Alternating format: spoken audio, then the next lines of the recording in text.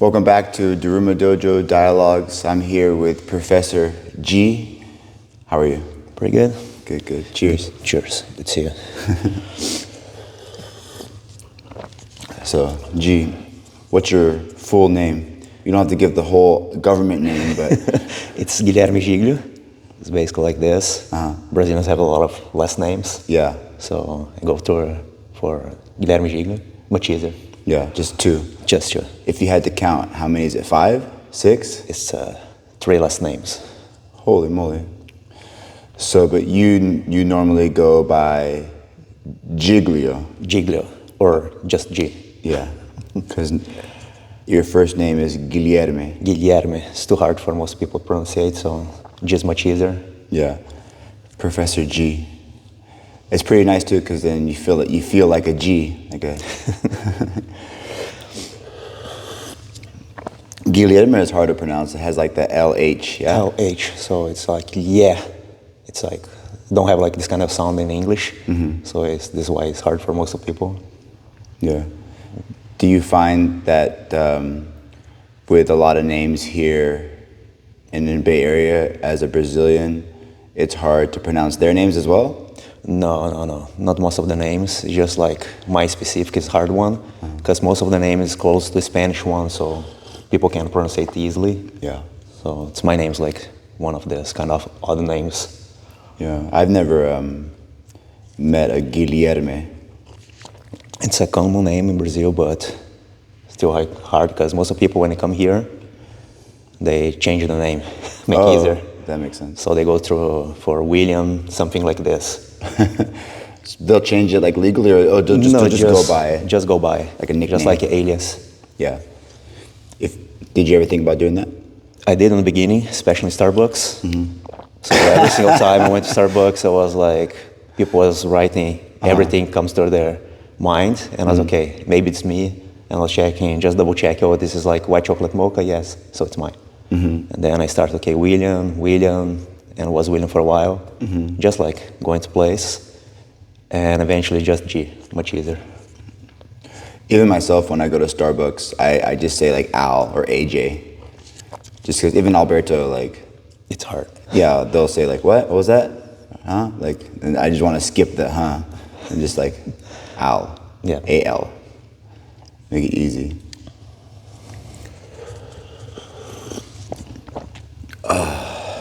William, Professor William. Professor William. Sounds terrible. Yeah, Bill, that's a nickname for... Is there, in Brazil, for a name like Guilherme, is there a nickname for that, like a shorter one? Gui. G-U-Y. G-U-Y? Yeah. So like spelled like guy? Guy. Gui. It's basically just like the very first 3 letters. It's more like a short name. You don't go like through. But most people in Brazil, they have nicknames, so they go through like short names. For ladies, they go short names. And for men, it's like just stupid things. Yeah, my professor was always really good at giving nicknames. Everybody had a nickname. Yeah, for sure. Start in school, you got like your very first nickname and go through like 15 different ones along of your life. It's normal. It's common over there. So, what sort of nicknames did you have? Oh, I cannot say here.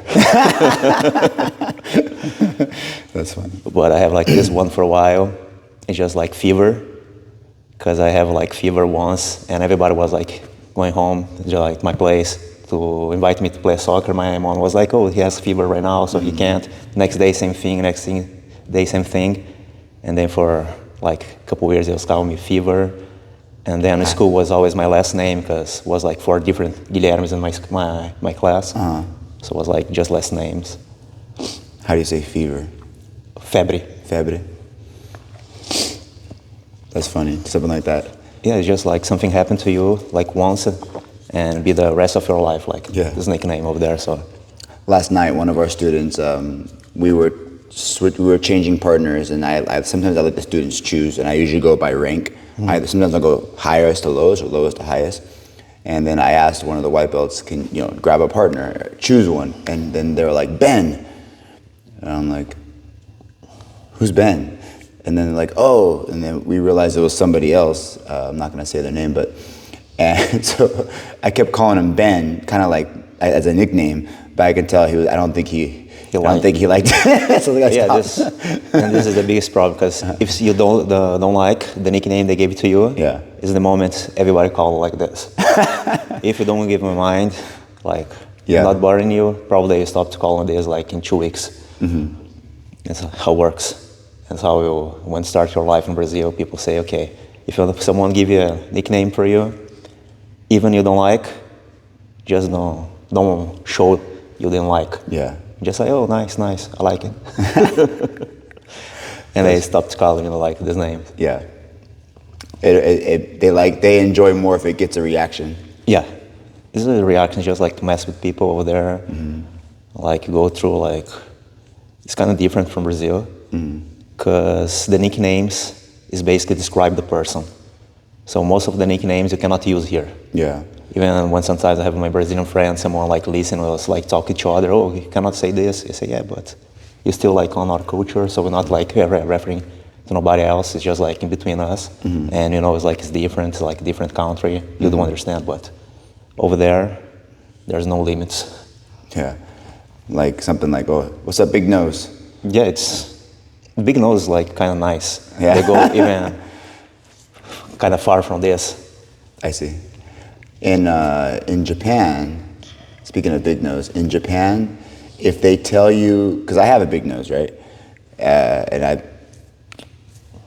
people kind of pick on me about it. It never really bothered me. But in Japan, they say, oh, you have a tall nose, and that means you're good looking. And usually they refer to foreigners, because Japanese usually don't have big nose. And so the first time they're like, oh, your nose is tall. And I'm like, yeah, it is kind of big, huh? And then like, oh, so that's a compliment in Japan. So. Yeah, this is like different things, like when you go from different places, you'll never understand. Over there in Brazil, you have like this, like big hang loose, regular hang loose, and small hang loose. Okay. And the very first time I did this for someone here, they came to me, oh, do you know what that means here? And I say, it's just small hang loose. They say, no, it's like, I love you. And I was okay. I never noticed, but thank you for letting me know. Yeah, every sign is different, huh? Every sign is different, like blemishments. Like some cultures is like different, like insults. The other ones just like say it's like a compliment. Yeah. It's like they like it. Yeah, exactly. I can't think of any right now, but I think like this one is like, here is like thumbs up, but somewhere else it's like a FU. I'm not really sure where. Yeah, and Brazil, same thing, is just like okay. Because okay is like this, but this is okay here. In Brazil, if you do this, like depend of the person, depend of the state, they kind of get insulted. But most of them, they understand was like, it's just okay in a different place. Yeah. What does this mean? I don't want to say. So, like a FU or? It's kind of similar. Kind of similar. It's an insult. It's an insult. But same country, different cultures, different areas, so change a lot, like place to place. It's like this. That's how it works. Oh, there your phone? No.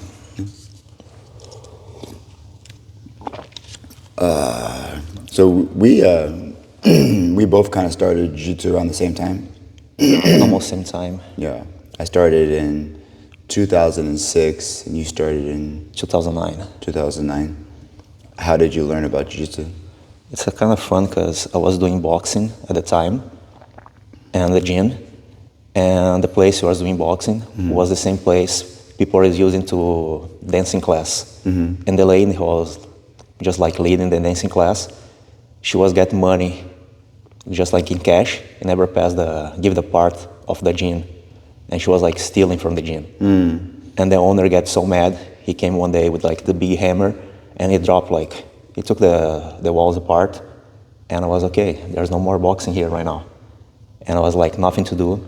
And something like 2 weeks after, my boxing coach came to me, oh, there's this thing called jiu-jitsu over there, and they have like class at 11 p.m. And I was, oh, that's nice, because at the time I was working and I had college as well. So the only time available was after 10:40 p.m. Oh, wow. Just like between this time. Super late. Super late. And it was nice because I went like very first day. I asked one of my friends who was doing taekwondo at the time for a gi. It was like a completely different gi. I had no idea about the gi. Yeah. And I love it. and it was like full of people, like maybe 20 people, most of them like in college. So it was nice because some of them was like in the same college I was doing, some and the other ones, and everybody was like in rush because the class finished like 10:40, and we had like 20 minutes to go, pick up the car, drive all the way over there, dress up, and start the class. And the problem was next day I have to work after doing like 1 hour class, the drum line, still talking after class. It was pretty nice. Yeah, that's always nice. The like afterwards, like you said, like after your adrenaline's going and you hang out and you have feels like you have really good conversations after jiu-jitsu. Yeah, it was like sometimes like 1 a.m. and still like talking. I have to wake up like 7 to work. Maybe it's time to go, but still have to go back home, take a shower, eat something. So sometimes like going 2 a.m. to sleep, it's like 4 or 5 hours a day. So, but it was nice. It's like a good environment. You were working and going to school and training jiu-jitsu all at the same time, so really, really busy. Really, really busy. Was like this for most 1 year. And then at college I started like to drop some classes just to have more time. Went like 6:30 p.m. class, 9 p.m. class, and then 11 p.m. class as well. And when I was like not on college, I was basically working and doing jiu-jitsu 2 or 3 classes a day, Monday through Friday. It was pretty nice. Nice. So it's interesting because you got started with martial arts and boxing. My very first, maybe not. No, my very first one was capoeira, but just like on the school, was like once per week for a year, and then I went to Kung Fu for a year. After Kung Fu, I did boxing, and the boxing time I did some kickboxing. I did some Muay Thai after as well, and Muay Thai was doing sometimes like depend of the day together with Jiu-Jitsu, but I went to these martial arts for sure. That's cool. So when you did the capoeira and you did the Kung Fu, you were like high school or younger? Capoeira was like 10 years old, and Kung Fu something like 12 years old. And then I did a break between 13 until 18, because I started boxing at the age of 18, and I started jiu-jitsu at the age of 21. So it was like 3 years doing boxing, kickboxing, and then I started jiu-jitsu just because of like this happened. If they never take the wall apart, I will never start jiu-jitsu, so, which was like a good thing. Yeah. And I stopped. I had like some problems in the boxing, so it was like a good transition between them. So. Yeah, boxing is I started boxing. That was like I don't know. Me and my friends, we just got together and we just beat each other up. And I was like, oh yeah, I can punch pretty good. I had like a natural ability to punch. I played baseball for a long time, so I think that hip motion is very similar to the punch. And then I actually did some went to some boxing gyms, went to some amateur. I had like 2 amateur boxing matches, and my second amateur boxing match, I couldn't even hit the guy. He was like and I was like, man, I'm not that good. It's so different, like when you have someone that actually knows how to box, opposed to somebody that just goes in there and brawls. Yeah, I do remember I started to understand about how martial arts work was it boxing. Because one day I was playing this soccer match in Brazil, and it was just like people from the gym, and my boxing coach came to me, I want to show you to one guy. He won like a couple of tournaments in Brazil, like, I don't remember, like middle class or heavy class division of boxing. And this guy is pretty good. If you want to do some sparring with him, it'd be nice. And maybe let's go. Why not? And then for 30 minutes, this guy was talking with me, like in my ear, like, when I was like my prime, people were trying to punch me. I was like dodging and kissing the guys on the cheek. This is how fast I was. And like every single time someone dropped the hand, I was like able to swing and knock out the guy.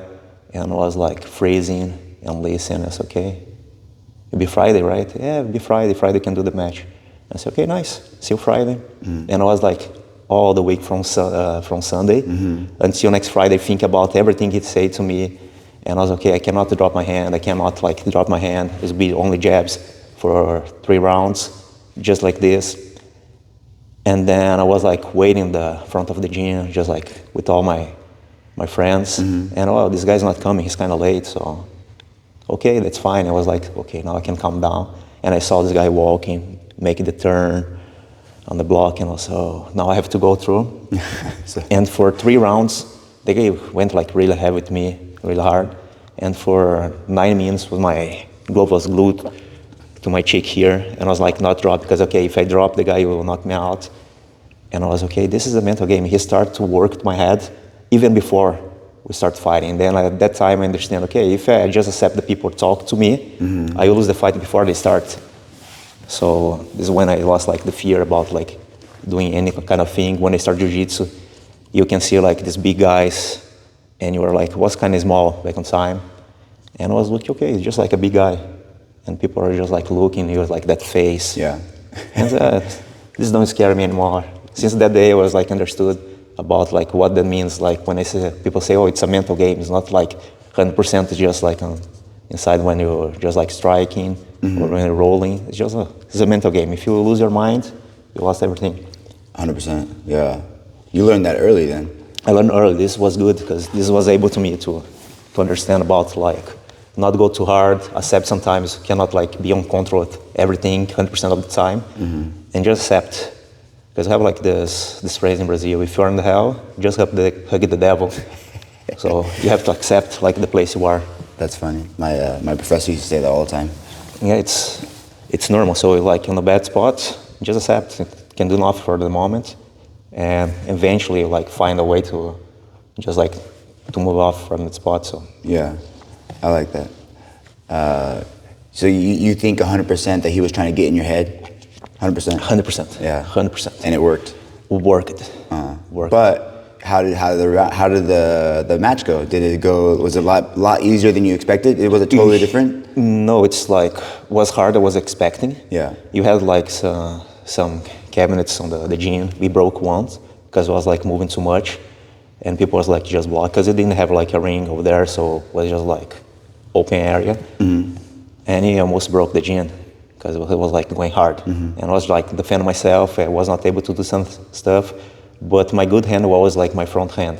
And the way I was playing boxing at the time, I was able to throw some punches against him. He didn't throw that much against me because most of the time I was just like stepping back, and avoided the punch because I was like scary. And like I say, 9 minutes like just holding one hand. So it was like basically one hand fight. Yeah. But it was good. It was a good match. It was like a good experience just to understand like it was not that easy because most of the time I was just doing boxing with like people on the gym.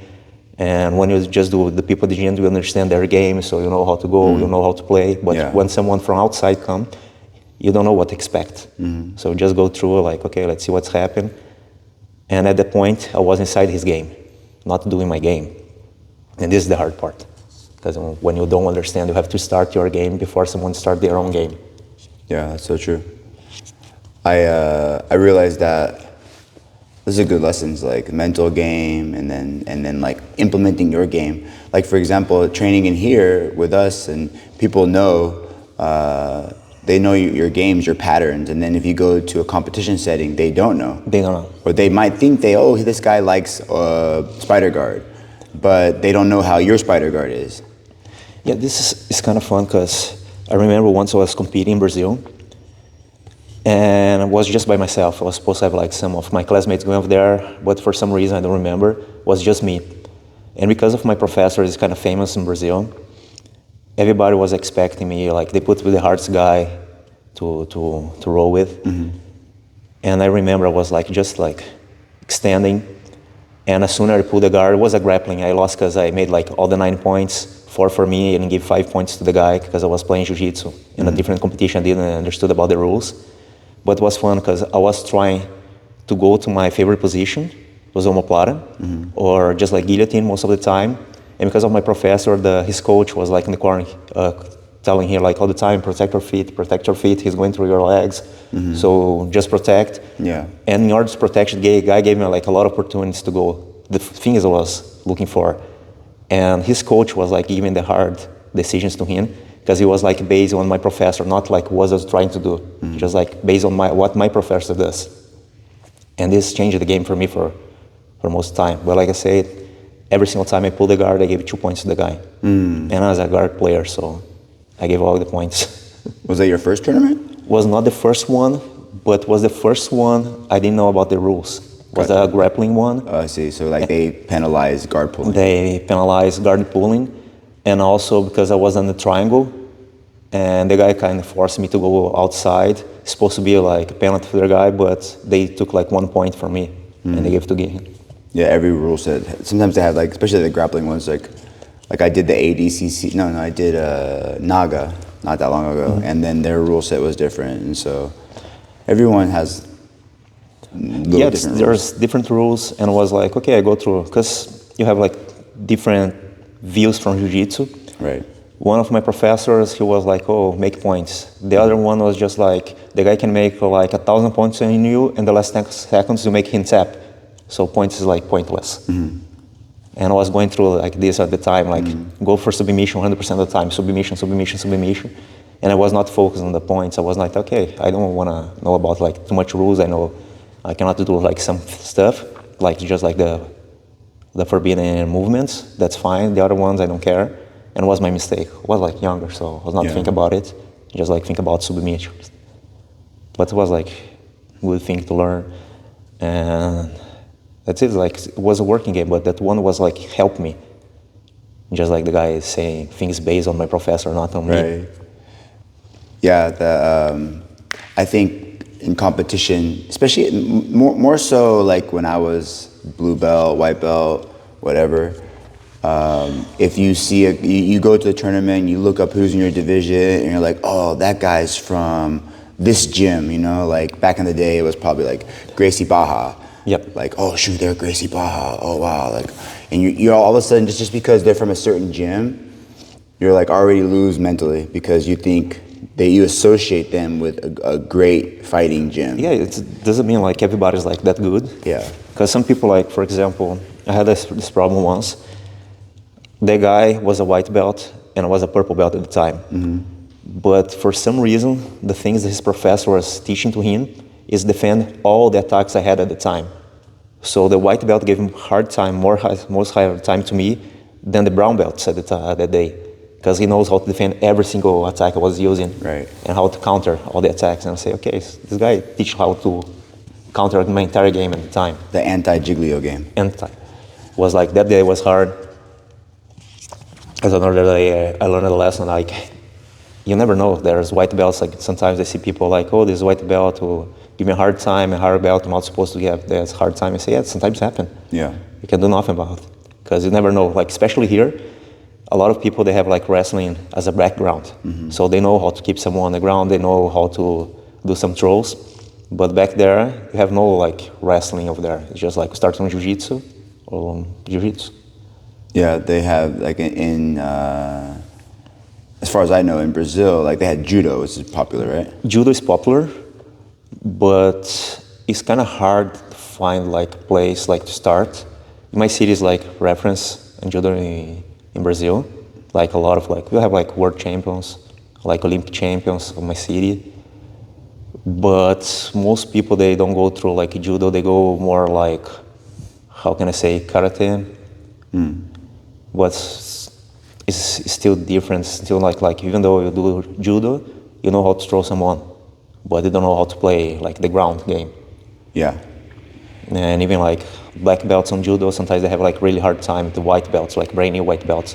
Because if you pick it up like a time the guy spent like doing the throws, it's more than 1,000 hours.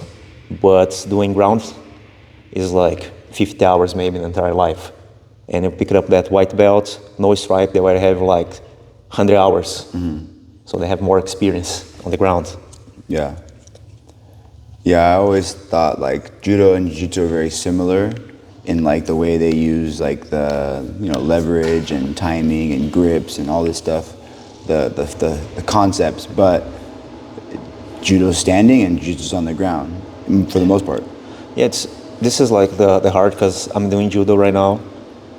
And for me, it's kind of hard to understand, like doing like combinations and all this stuff, because I learned how to go straight for some takedowns. And even the takedowns I learned is a way different from Judo takedowns. Because most of the judo takedowns, like when you learn, you give the back to your opponent. Yeah. And I cannot be allowed to give my back to my opponent in jiu-jitsu.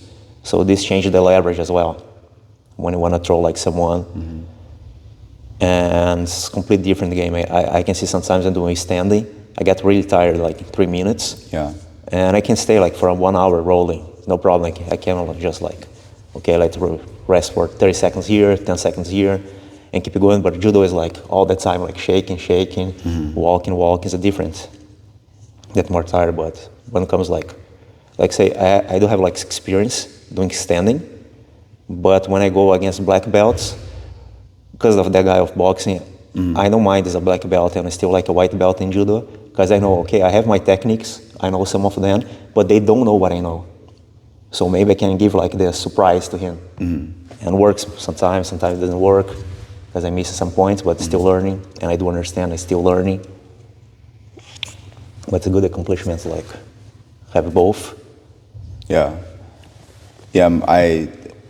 I went after I got my black belt in jiu-jitsu. I was like, I think it's great to have both, because my jiu-jitsu game, my takedown was very limited. I felt like that was something that slacked, so it was nice to go to judo. And when I practiced judo, I noticed the same thing. Like, oh my gosh, like I can't just stop and chill and take a break. Even if you're on the bottom in a bad position in jiu-jitsu, like, I'm on bottom side control, but I can like take a breath because I have my frames. But in judo, if you're on the bottom and they're pinning you, you lose. Yep. And a judo pin is pressure. It's pressure. Pressure. Jiu-jitsu pin, you kind of, sometimes it's pressure, sometimes it's just kind of like, okay, they don't need to hold you down so aggressively. No, they go like for different submissions as well, different ways to do submission. I see like they do a lot of clock chokes. It's one of the allowed ones. And it's pretty nice, but they like got limited, that's one. Yeah, clock choke is very popular. Triangle choke. Triangle. From the top, like from when they churtle, they go for the triangle, and then usually they use that to turn them over and pin them. Yep. Yeah, judo is exhausting. I would come home every day and be like, I hate judo. It hurts. I took so many falls. I'm tired. Yeah, because this is the hard part when I speak like with students about like the difference I can see so far. And was one thing I was not listen back on time. It's how lazy, let's say like this, jiu-jitsu people are. Because it usually goes like, okay, I did the position, professor shows up like one position, I did 3 times, okay, next one. And then they show another one, they do it like 3 times, next one. Yeah. And then, okay, let's roll. Yeah. That's it. Yeah. That's it most of the time. Yeah. But judo, we start like, okay, just warm up, let's set up like 10 times, 9 times, and throw. Then you go again, set up 9 times, and go for the throw. And you do this like for 10 times. So it's in total like 100. It's a way different. If I ask someone to do this on jiu-jitsu, they say, I don't want to do it. It's like how lazy. So this, I can see sometimes like when I come to the open mat on judo, it's 1 hour and a half of warm-up. And warm-up. Yeah. It's like people throwing you all the time, non-stop, then they'll have like 1 minute water break, you go back, set up, combinations, all this stuff. And in jiu-jitsu, if you go like too much like this, people was like, okay, when you start to roll. Because when you go like, especially open mats in jiu-jitsu, people barely warm up. They go like, okay, I'm ready, let's start. And that's it. That's so it. True. And go to roll. They don't want to like do some positions just like to warm up the body, re-warm up. Yeah. Yeah, most people, even myself, like, okay, let's just do a warm-up round, you know? Hey, let's go slow. But you never, that means you got to trust your partner to also go slow, because if they turn it on, then what do you know? You're going to either say something or you're going to turn it on too? Yeah, it's because some people, it's kind of hard because you never know what's trigger.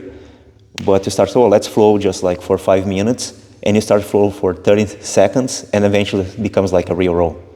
Just like after 30 seconds, it was okay, what's triggered this? Yeah. It's just like, let's pass my guard, I pass his guard, and the person got mad, so it's supposed to be a flow, but it's still like a flow, and they don't understand, because everybody has like their own perception about like what is a flow, and this like make hard. What's your perception of a flow, if you had to explain? My perception of flow, it's like the way I used to do flow back on time was one time each. So I do one position and I accept the position. Then you do one position and I accept the position. And you flow through all this acceptation, like you accept the person doing something and they accept you to do something. It's not like submission, it's just like going through position, like sweeps, passing the guard, pull to the guard, set up one position, give up on the position because the person is defending. So it's like everything was like you go like this. You, me, you, me, you, me. Yeah. So then you warm up the entire body for like 5 minutes. It's kind of boring sometimes, but it's way better than getting injuries. Yeah, I agree. I think I agree 100%. That's what I think it is. It's like a give and take, right? And yeah, I understand it can kind of be boring, but at the same time, it could be really, you end up doing things you never did before because you're accepting instead of stopping. Yeah, because there's one thing I like to do is like create action reaction. This is why I like drills. But I can see when people slow down, they got like this brain freeze. Okay, I don't know what to do right now because they're expecting the person to go fast so I can react. But when you slow down, the person's like not reacting and they have to think, okay, now I need to take time, think what's happening here. They start to look around and now, okay, let me try this. And then the other person, same thing. Oh, I'm not expecting the person to go that slow, so I don't know what to do right now. But still learning, like going and just like warm up. It's not supposed to be like fight. Yeah. Yeah, some people are really good at flowing and some people don't. Yeah, because you have like this flow and you have like, oh, let's go easy. It's different ones, because let's go easy is just like to not go hard. It's just like not use too much strength, just like use more technique, but same thing. At some point, something trigger, and someone wants to win. So true. Not too long ago, I did the fight to win recently, and Jeff Glover was there. He did the main event, and one of his, I think it was a friend or a teammate, they were flowing. They were doing a flow roll. I don't know if you saw. I saw. Yeah, that was, and then like afterwards, Premier was giving a round of applause because like that was amazing to see them back and forth, back and forth, back and forth. And then what's great is like when you practice flowing between positions and you give and take. Like you can see they started really slow and then they ramped up, and the speed, and then it was like a dance. Yep. It's different ways to do this stuff. But I like just like to stay calm sometimes, because sometimes we know like people from the gym, you know how it goes more aggressive, how it goes like more like gentle, and sometimes like, okay, I'm not warm enough, so let's pick up the gentle one, and you can keep warming. It's nice. But when you go like someone's like, let's say like kind of spazzy, it's kind of hard because you want, okay, slow down, calm down, let's warm up first, but they don't understand, they don't have like time enough to understand what they're doing. Yeah. Is why white belt is so dangerous. Yeah, they can be, that's for sure. People think the black belt's the most dangerous one. No, white belt is one stripe. Just the stripe, why the stripe? Very first stripe is when they believe they know everything, and now I can beat up everybody, and then become like the most dangerous person on the earth. Yeah, because now they're like not afraid to go. And then 100%. When they got the second stripe, they calm down again. I say, okay, now it's nice. It's when they start to do like all the path for the next belt. They keep going, but white belt, first stripe. Did your gym do stripes at that when you were just starting? Yes, they do, but it was like different from here. It's like every 6 months we have like a party. So during this party, like everybody's invited to, sometimes in the gym, sometimes doing like some barbecue. Yeah. And you go like, if you got a new belt, they talk a little bit about you. They invite you in the front. They give you a new belt. If you get a stripe, you make a line, and they give like how much stripes you deserve. So it can be like 1 stripe, because usually like 1 stripe every 6 months. But for example, my first belt, I don't remember if I got like any stripe on my white belt. I don't believe I got any stripe, because first year, I started in October, so the first year of stripes was supposed to be in December, and I was working at the time. And the next year, I was supposed to get my first stripe, or second, third, fourth stripe, I don't know, and I was promoted straight to the blue belt. So I never got like any stripe on my white belt. But my blue belt, same thing. My first graduation, besides to be just 1 stripe, they gave me 3 stripes. But at the time, I was doing jiu-jitsu 3 times a day, so it's way more than the other people. And they go like this over there. I cannot say like for entire Brazil, but like the place I was doing, they don't read just like how many classes you did. They try to see, okay, this guy come to the class, they bow to the mat, they shake everybody's hands, they do this. It's more than just like techniques. Because sometimes you see like the guy, okay, you're making everybody tapping out, but still like wearing shoes inside, eating inside the mats, you respect everybody, so you got 1 stripe. Yeah. Oh, I'm doing this for 2 years, yeah, you deserve 1 stripe. And still you understand like how it works, how is like be a nice person inside the mats. It's not just about techniques. You can make people tap, it's not a problem. Yeah. But you need to learn different stuff over there, so that's how it goes. Used to, back in that time, it used to have more of the kind of like martial art element to jiu-jitsu.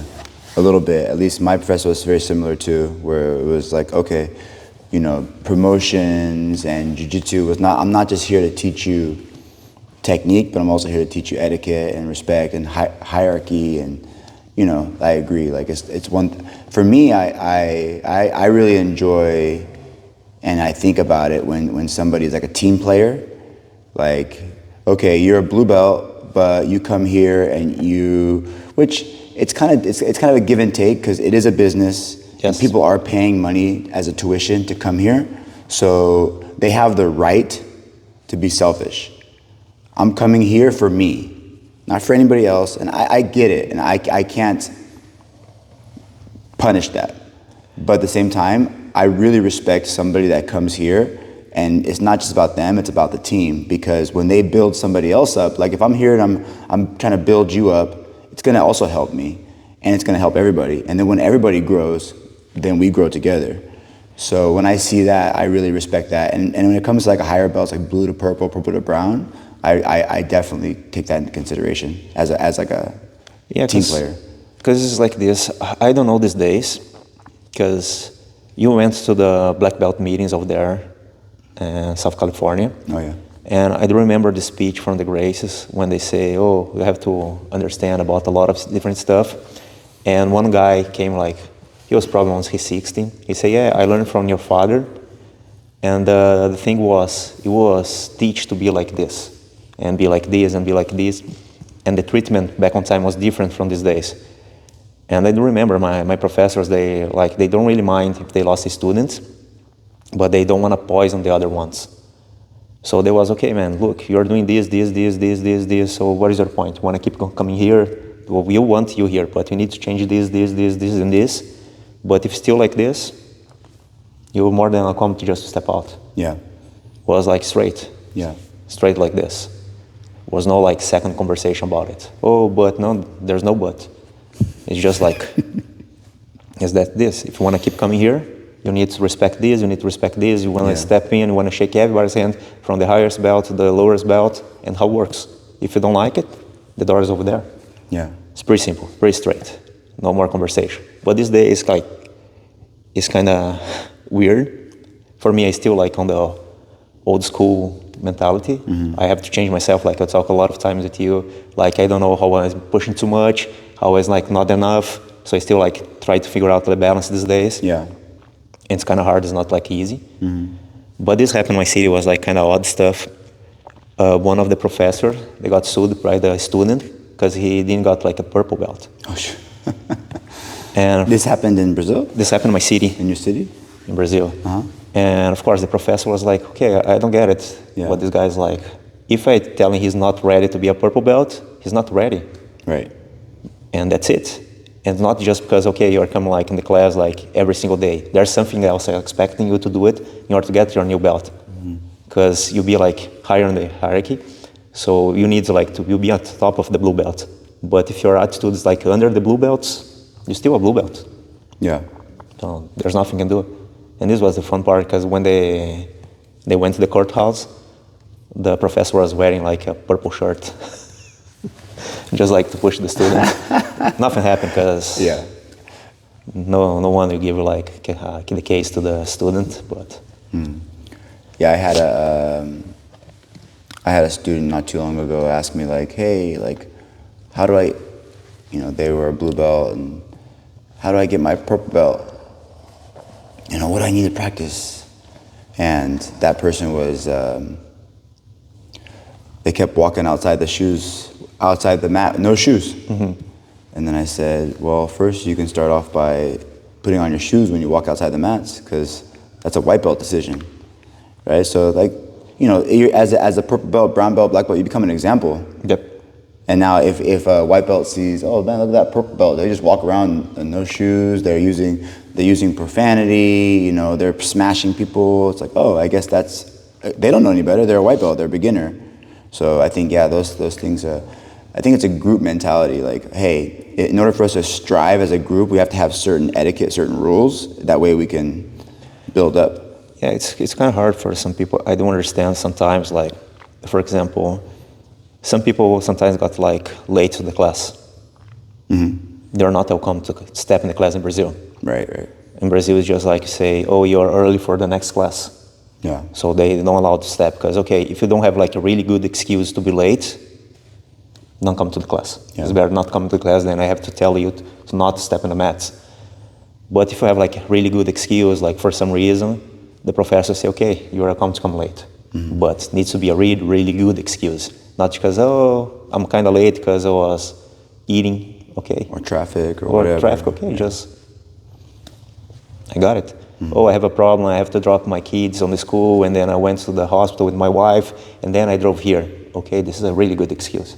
So, welcome. Just like free your mind, do some exercise. If you need to leave early to pick up your wife or your kids, feel free. It's basically like this.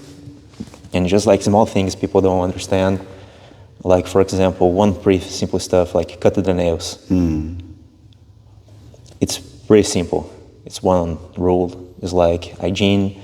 It's like people don't understand, like sometimes I see people with like long nails, say, okay, you need to cut your nails unless you're going to the concert, play some guitar, you need to cut your nails. Yeah, but it's not a problem yet, because you can scratch. I still have like some marks on my hands because people are not cutting the nails and they scratch me.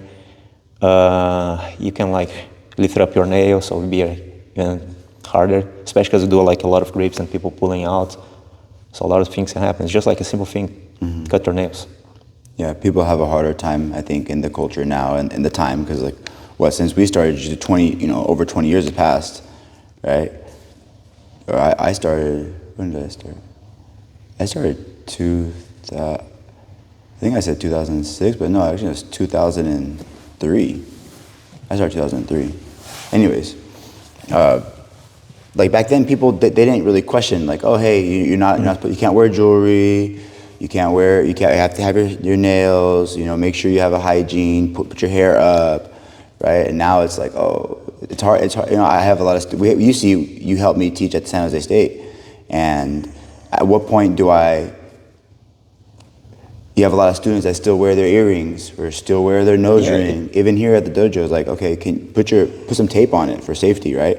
Yeah, it's kind of sometimes, like I say, I listened to this guy talk once about jiu-jitsu, and he say, okay, students is like our kids.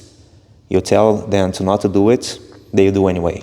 Right. And then something bad happen, and you say, okay, I told you so many times, you didn't listen. Now you start to listen. It's the same thing.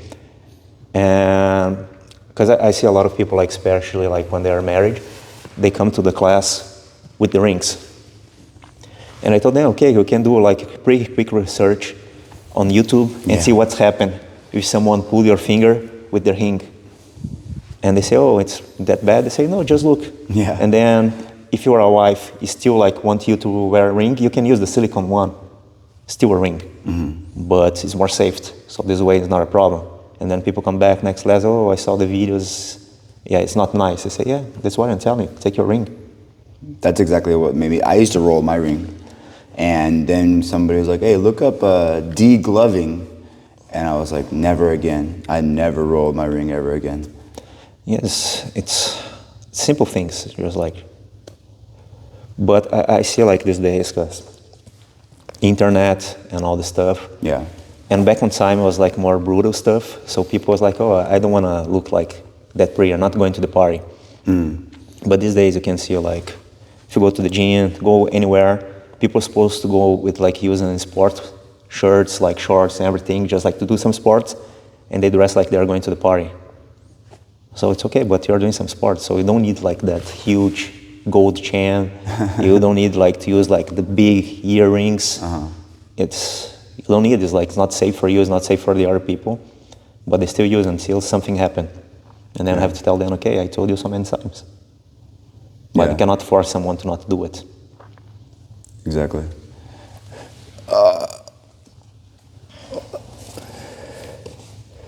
So now we've been at the Milpitas location, Daruma Dojo, hasn't been a year yet, but almost, huh? Almost a year. Officially, we start on January 15th. Yeah. So we've been about a little over 10 months. It's growing pretty well. How's it being jiu-jitsu full-time? It's good. It's good. It's kind of sometimes more tired than my previous job. It was like really hard because the time I stay like thinking about jiu-jitsu, like preparing my class, doing all this stuff. So I start morning and ended up at the night. So it's like a full day, but it's good. It's good. The problem is sometimes I want to do the class and I see like this new person just like step in and say, now I have to take care about the new student, and I'm not able to roll, I'm not able to do nothing. And then why I keep going like for open mats so I can get time to roll and do some stuff. But it's pretty good. Yeah. It's nice when you start teaching someone and you see the progress of the person. So okay, he came here and he was not even able to walk. You know, always like make people tap, like going around, like spinning around, doing like some fancy stuff sometimes. It's pretty nice. Yeah, I noticed that sometimes with students, right, when they stick, they become consistent and then months pass. And then like, last night I rolled with a student I haven't rolled with in a while. Because in the fundamentals class in the evenings, I don't roll. I just watch, like you said, to help the students. But last night, I took one of the students and I rolled with them and I was like, whoa, like, you've come a long ways. I was super impressed. So I think those moments like, oh, wow, it's amazing to see the progression. No, it's nice because I tell them, especially like want open mats. Sometimes, oh, professor, in a roll. No, I just want to watch people rolling. And I like to take notes on my board. So I see then, okay, they commit this kind of mistakes, they commit this kind of mistakes. Oh, that one was nice. It was not me who teach. So maybe they saw on the internet, but they learn how to use the position like in real time, not just like, okay, stay here, I want to try something. It's like during the sparring, that's nice. And then when it starts, okay, you guys doing this, so let's fix this way, let's fix this way. For you, it's kind of different, let's fix this way. Nice. And you start fixing the stuff. And next class, they go there, commit the mistake again. I say, okay, I already spoke with you about it, so let's try again. So I have to do this. And then eventually they start to fix all the stuff, they get better at rolling. When you see like they roll different people they never met before, it's nice. They don't feel like, they don't have like this fear about, oh, I don't know what this guy is trying to do. They do understand when I say, okay, you have to start your game if you don't know the person. Go first. If you want to pull the guard, pull the guard. If you want to start standing, even though you fail, it's not a problem. Just like keep going. Yeah, let's try to fix it. Yeah, that's what training's all about. It's nice. Like now, I'm doing a lot of stuff I've been doing I was doing back in Brazil with the students. They are liking it. Like this week, change again, like some stuff. Because for the past 2 months, we've been doing a lot of drills. And then for this week, I decided then, okay, let's fix like your side control. And I play some games with them. Just like regular games, like 1 minute each, like going around, and they love it. So this is nice. Just like to break sometimes, so not be like the same stuff over and over. It's going like through this for adults. Kids is even better because the kids is like, they start off there running around. And because I fixed the first kids, not say fix, but like I create this culture of there. The very first kids, they help the other kids. Yeah. So when they see like someone's doing something wrong, they go, they pick up the handle, let's do this. They pull to the line, they line up, they listen, they understand like the way I teach. And I can see the kids like, for example, I like to play this game, Steal the Cookie.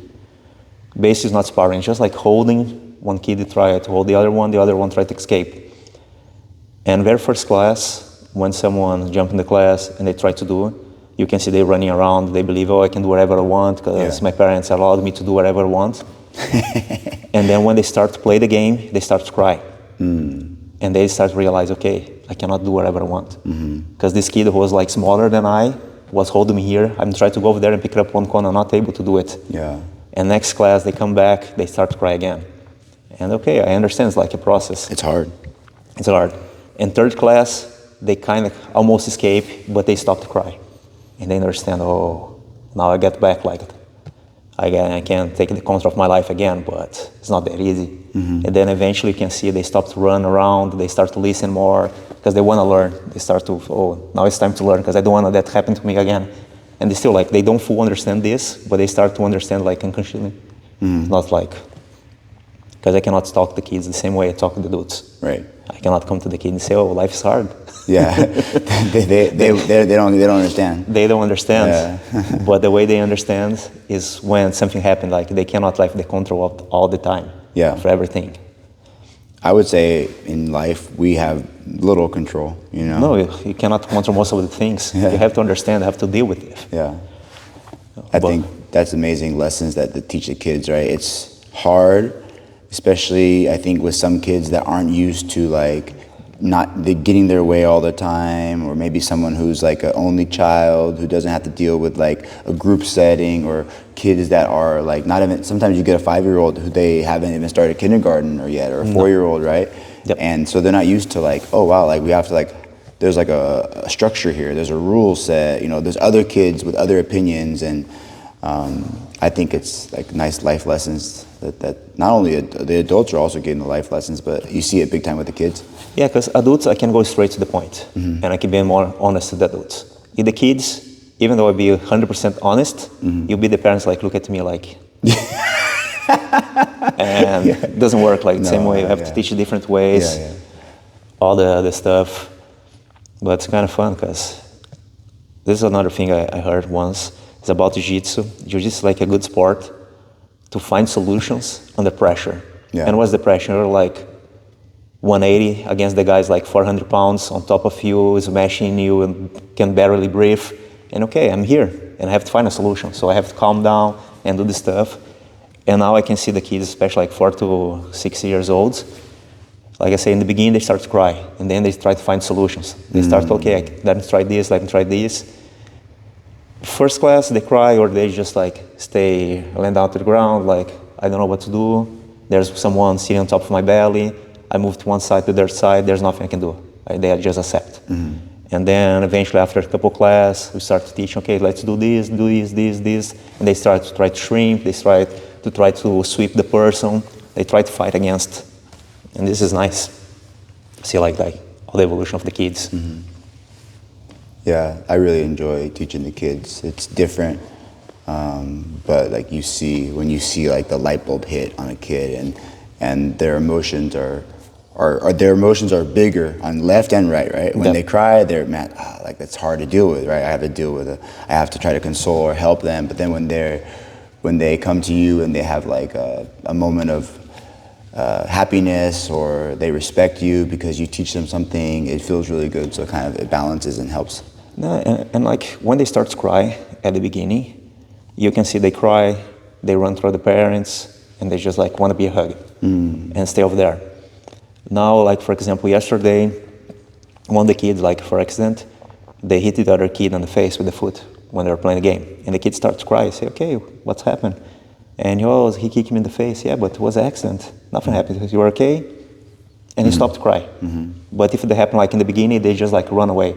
So they understand like sometimes they got hurt. It's nothing. Just like keep going. You don't need to stop like going all the way over there. It's not like something serious.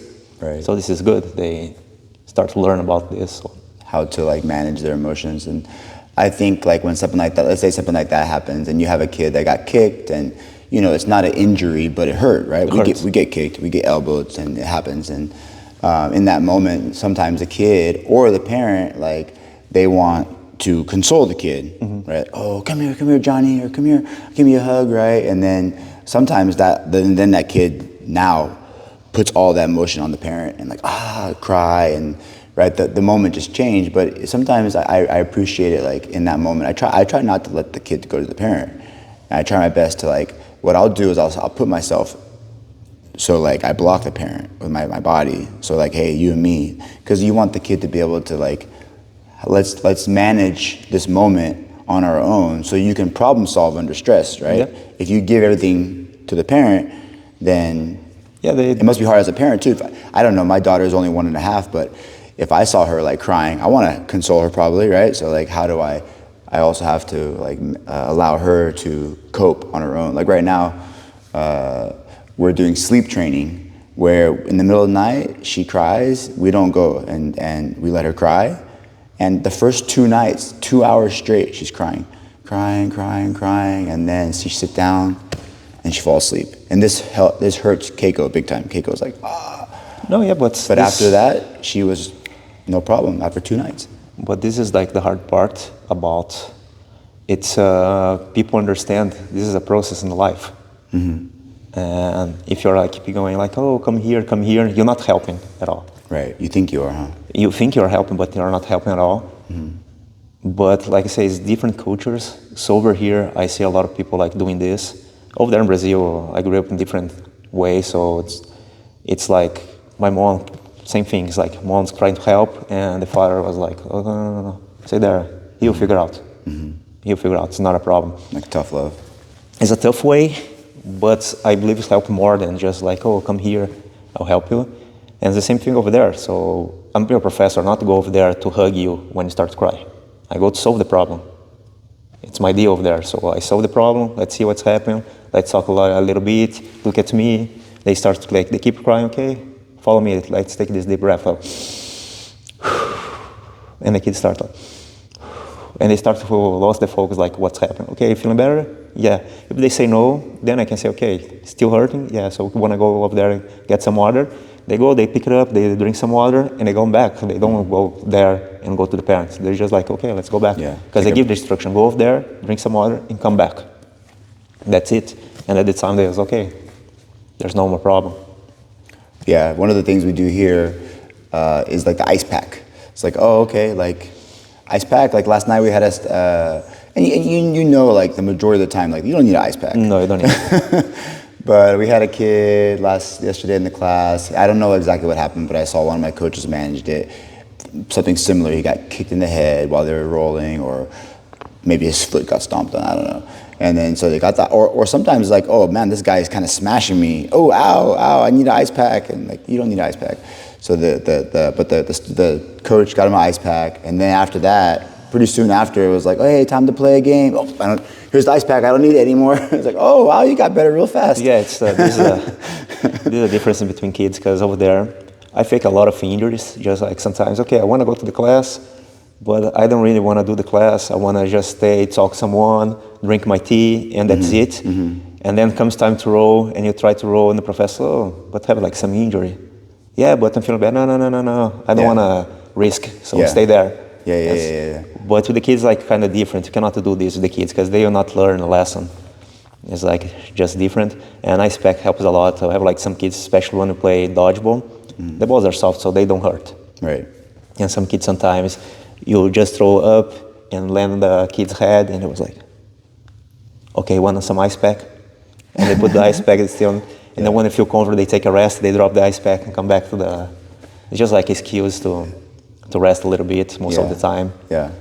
But it's like a way another coping mechanism, right? It's kind of like it's the same thing as going and drinking water. It's a moment to take your mind off, and even just having a cold, like something. It's like taking a cold shower, right? Mm-hmm. Like, oh wow, like the shock kind of like resets you. Yeah. No, for the kids is like. They like to play a little bit. Sometimes I cannot do this, I cannot do. No, you can. You did yesterday, so let's try. And this is one thing I like to do, because I know every single day is different, and not just for adults, for the kids as well. Sometimes they don't wake up like feeling good, and they don't want to be in the class. The parents force them to go to the class, and they was like, I don't really want to be here today, and they just like make our lives a little bit harder. But especially when I do the warm-up, I like, okay, I see that kid going through slow, and usually the first one. So I start, okay, you guys have 10 more seconds. 10, 9, and they start to speed up to finish.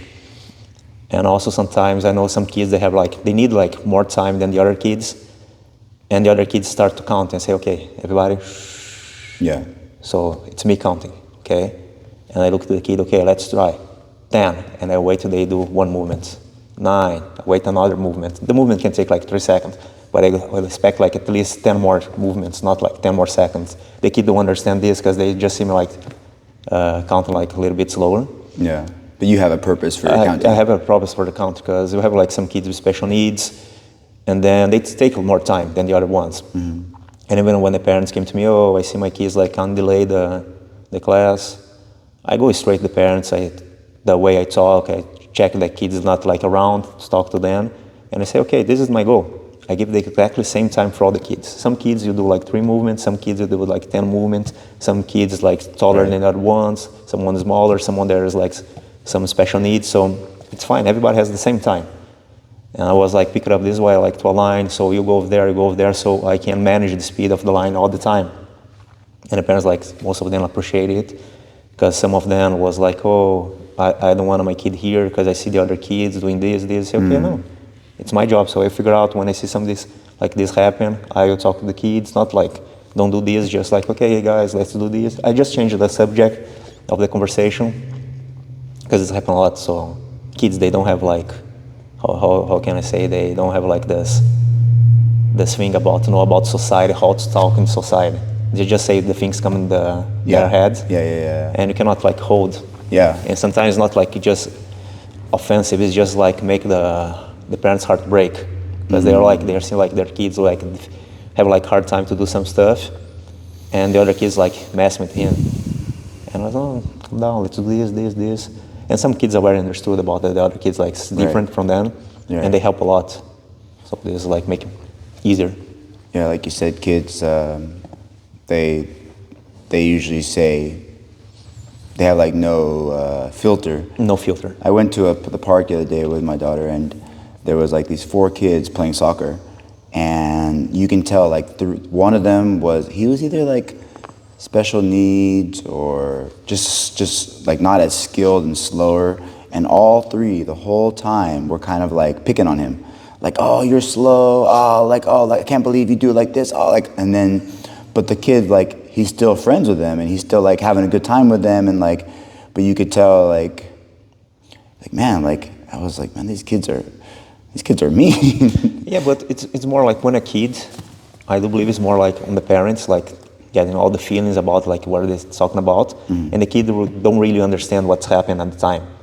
But more time, like when you start to grow, you understand about that stuff. It's like you understand that there's nothing you can do about it, and most of the time, this kids like being mean with you is the one who will stay with you for the rest of your life, like helping you all the time, because they are playing with you because they feel like more comfortable because they are your friends. It's like the same for my friends from childhood. They still like mess with each other every single day, still together, help each other. So it's true. It's like how you build like friendship. But for the parents, again, it's like hard sometimes to hear some stuff. Yeah, that makes sense. I like your whiteboard, right? I saw you made a post the other day about how it's full again. So you have all these notes that you gather over time, and it's a way for you to kind of put your thoughts on a space, and you can see it. Yeah, because my problem is I have like good memory from like things happened like long time ago, but sometimes, for example, if I don't take notes, I have to come to my coach. Like I teach something Monday, and Tuesday I have to come to my coach. So do you remember what I teach yesterday? And then we did this. Oh, okay, nice. So let's go through this. And sometimes I have like a plan for the kids. For example, I like to, for the especially 4 to 6 years old kid, I like to have like do a lot of sequence to see how much information they can hold it, and check like next week or a couple weeks after. And this is nice because sometimes I ask them, oh, do you guys remember how to do this? Yes. And I pretend I'm doing like something wrong, and they start to correct me. Like, for example, I have to hold same side sleeve. And I say, okay, you guys remember this sweep? Yes. So I grab the cross one. No, you have to grab same side. And I grab the wrong hand again. And then, no, the other hand. And I grab my own hand. And this is how I keep their mind like always focused on what I'm doing. That's a good technique. But in order to keep this, I need like my board. So I take notes. Okay, today I start with this one. So let's fix like just one step. Next day, 2 steps. Next day, 3 steps. Next day, 4 steps. So they still have like hard time, 3 steps. Let's go to 3 steps. So 1, 2, 3, 1, 2, 3, 1, 2, 3, 4. And I keep like this. For adults, at the beginning I was like doing more, let's do a sequence of positions. But at this point with the students I have over there, I already teach everything I want to teach so far. And I want to fix more stuff. So like I say, I like to watch they rolling. And I have like all the left part of my board, just to take notes about, okay, this position, I want to fix this one, I want to fix this one, I want to fix this one. I see they get in this position, but they don't solve, they have this submission, this submission, this submission, and I start to make stuff and combine all the stuff. And then sometimes, okay, let's see this. You guys have any question about anything? And they start to have questions. Okay, so I answer the questions and I put on the board again. So let's see if they still have like the question next week. I just like follow the positions. I check like what I'm supposed to teach at the day, what I can do with this one to create like different stuff, but still like same position, but different ways to go. So we put some arrows. So let's go with this. If this happened, can I go here? If this happened, can I go here? If this happened, can I go here? This one, let's go to this one. Can I go here? Oh, this one, I can go back that one. So makes connection in between. For all of the, first of all, I think that's a great way to teach and to learn, because I think you're taking two aspects. One, what you think that the students should learn as a professor by observing, and you're like, hey, you need to work on this, and now because I notice you, everyone's gonna learn. And then, but the other side is like, hey, what do you want to learn? Because it's fun when you get to explore and you get to ask questions. So it's like, hey, what I want to learn, and then what my professor thinks I should learn, and then you kind of do a little bit of both. These days, kind of, when we start, was no YouTube. Yeah. Or YouTube is like, just like in the beginning, so we don't have like that much information, was not such thing like social media was like these days. Yeah. And then if you want to learn something, you better believe your professor know what they are teaching. It's like the only solution. If you want to learn different stuff, you need to go to different place to learn different techniques. So I have like all my game based on all my professors teach me. So sometimes pick up one thing from here, I put here, that one from here. I went to one seminar, so this one doesn't work for me, but the way the guy moves so works, so let's put here. Yeah. And I start to build my game. But the students these days, they saw a lot of position on YouTube. And I'm 100% honest with them. When they come to me, I say, okay, I don't know how to do this. But the difference is, if you show me, there's a bigger chance I know how to teach you than you learn by yourself. Right. Because I don't understand how works the body, how everything works. Yeah. And it'll be easier. Or sometimes, for example, they come to me, oh, I want to learn this position. I say, okay, I did this like 2 times in my life. But that guy over there, the blue belt, they did like for the whole year. So it's better you ask him. He knows better than I. Oh, but you're a black belt. Yeah, but he has more time doing that position than I. Right. So probably he knows more details than I. So I can teach you like the basic one, but he can go like a way through the position. Yeah, I feel like as the professor, we're the guides. And sometimes we can give them directly, and sometimes we can help guide them on how they can help themselves. Because sometimes they come to me like this new position. Like I say, here, there's too much names to position. I can't remember the names. But over there was like, oh, this is like one way to sweep from half guard, this is a second way, this is a third way, this is a fourth way. It's how I learned. And here we have like, oh, this sweep's called this sweep's called this sweep's called this, and okay, I don't know what you guys are talking about, so show me and then I can help you. Yeah. And they start, oh, I'm trying to do this, okay, but if you put your hand over there, you're not working. You need to move like this way, and you see how he's posting the hand, you need to kill this hand first before to go to the sweep. And they go, oh, that's it, yeah, that's it. Is this one you saw on the internet? Yes, this one, so yeah. Because I do understand like the mechanics about the body. I do understand like sometimes they try to pass the guard, they try to do some submission, and they don't go like the properly angle. And this is, I can fix it. And again, there's like, I like to say to them, there's a line between the positions today, the positions I know, and the positions will be like tomorrow. It's like a huge. It's impossible to know everything these days. Yeah, you can't. It's too much positions. Every single one, there's a different way to get there, just about the angles. But once you learn like the basic submissions, you can go through the angles and find like the way it works for you. And that's what's so beautiful about Jiu-Jitsu, is that because it is always changing, and it's rapidly changing now with the internet and with YouTube and instructional videos and Instagram, that you can never learn anything. So even as somebody who's experienced like us, like we're just learning all the time. You never stop learning. Yeah, I was talking to Dan because I saw one video from Renzo Gracie.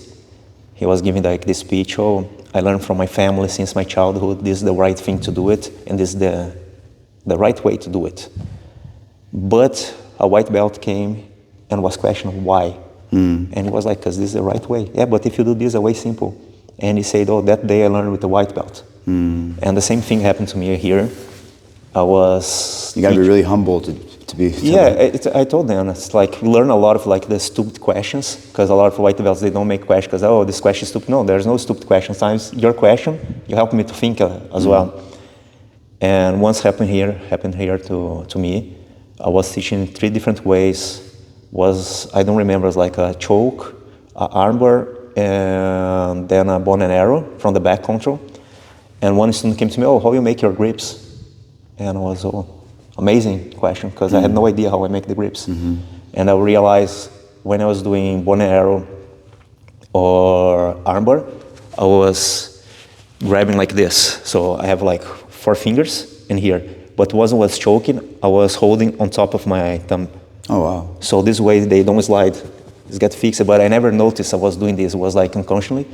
And he asked, I was okay, let me see. And that day I realized, oh, the question was like the stupid question, how you make a grip? Oh, most people just make a grip. Yeah. And I was like, oh, I never thought about it. And I saw 2 weeks ago, I forgot the name of the guy, he was showing how to do arm drag. And I learned arm drags from people from MMA. So how to do all the takedowns with the arm drags and all the stuff. And he was showing like one different detail, because it was like pulling person. And I was like, I always teach my students like, oh, push and pull. So I was like using the action reaction to pull the person towards me. And this guy was, no, you just grab higher and bent the wrist. And I was okay. I'm not sure, because I learned for the past 16 years, is this way is the right way. But this guy, he has like so many accomplishments in his life. He knows something. He's not like just like posting something on YouTube for nothing. And I was in the next class, was an open mat, and I was okay, let me try against the wrestling guys, because the guys using different stuff, and I was working. And then Saturday was doing some session over there on the open mat, and I told the guys, okay, this is the thing, I saw you guys doing this, and I recently learned about it, and I tried and worked it. Let's try this way. And the guys was like, yeah, different words. Say, yeah, you need to keep like your mind, because maybe you learn one thing is right, and a couple of years will be wrong. You have to be open to accept this. Okay, for the past 16 years I was doing wrong, but was like the thing I thought was right at the time. Yeah, and then if you can pass that to your students as white belts, it's like, wow, like now you got that detail that took me 16 years to figure out. Yeah, it's just like sometimes you need just one question. Because it's like I say, one stupid question, and you never thought about, because it's the same thing. You show some positions, the guy have a hard time, say, yeah, just move your hand from here, 1 inch to the side. Just this? Yes. Oh, it's a way easier. Why I didn't talk about it? Yeah, because sometimes you need someone to help you to do it. Someone's where you have like this experience before, like have a hard time. Now like they give you like the easiest way. It's just like, okay, it's here. You don't need to stay for 20 years trying to do something until you realize how to do it. That's true. Like so sometimes he'll probably figure that out, but eventually, but how long will it take him? Yeah. You know, years. Maybe can take like a life and never realize about it. Like I say, even the guys who invented the Brazilian Jiu Jitsu, who lived in Brazilian Jiu Jitsu for years and years, they accept, okay, my father, or like my uncle who told me about it, the guys who invented the stuff, he teach me like something wrong. And it was not wrong, it was just like different ways. Like the same thing, when we teach here, you have your own way to teach, I have my own way to teach. And we teach exactly the same position the different way. And sometimes people come to me, oh, Professor Alberto teach me this way. Yeah, but this is the way he teaches because it works for him. And I teach the way who works for me. Maybe for you it will be different from the way we teach. You'll find your own way to feel more comfortable. And they, oh, really? I said, yeah, really. This is why. Because I told them, like, for example, one of the positions I use like as example is scissor sweep. The way you make the grips is different. And I tell them, okay, this is the point. There's no right and wrong thing to do. It's just like your proposal on the position. The way I like to do, I feel more comfortable for sweep. But if I go for the submission after, my grip doesn't work that good. So it's better to use the Professor Alberto grip, the way he teaches. But if I go to submission, but if the guy is too heavy to me to do the submission that way, I need to sweep first, and then I can figure out how to do it the other way. But if someone like same body weight, they're not like offering any resistance, I go for a different grip. Yeah. Just like what the situation I need. I want to grip like this, I grab like this, I grab like this. Yeah. It's always change. There's like 1,000 ways to do it. 1,000 ways to do it. Yeah. And then I told them it's just like different ways. And eventually you'll find like the way it works, like fits you better. And oh, nice, that's nice. So yeah, just like experience. Yeah, I find that like in the beginning it's nice to copy. Like I think if they're, you know, if they're training with you more, like they should be doing, hey, do the position just like G. But then as you become more experienced, you start to be able to make those adjustments to make it work for you. But in the beginning, if you don't have that much experience, it's harder to make those adjustments, right? It takes some time before. I need to be practicing scissor sweep. Like my professor taught me scissor sweep one way and like, man, it just never worked for me. And then later in my black belt, I figured out a way to do a scissor sweep. And it was nothing like anybody ever taught me. And I was like, oh, wow. It's more like a personal stuff because everybody has a different body type, like age. So changed a lot of stuff, like things I was doing like when I was 22 is completely different, like now I'm 36. And I don't have like the same speed, I don't have the same strength, I don't have like the same endurance, but I have more experience, so I go like in the shortcuts. I don't want to spend my time doing like crazy stuff just like because it's beautiful, but works like this. Well, I think that's about how much time we have for today, but if people want to come in training with you and they want to come and learn from you, how can they reach out to you? How can they get to you? Through the website, in the Daruma Dojo, and can schedule a trial for Daruma Milpitas. The Milpitas location. Or on Instagram as well. Contact us and schedule for a trial. Yeah, and then every Friday night there's an open mat in the Milpitas location? Every Friday night at 7:30 p.m. is open to the public. So just sign a waiver and step in. There's a lot of people, so it's good. Sounds good. Well, hope you guys can come by and train with us. Milpitas location with Professor G, Sunnyvale location with me. Both locations great, one membership. You get access to both locations. Professor G, it was an amazing conversation. Thank you. Thank you for the time. I really appreciate you. Appreciate it. All right. Thank you. Cool.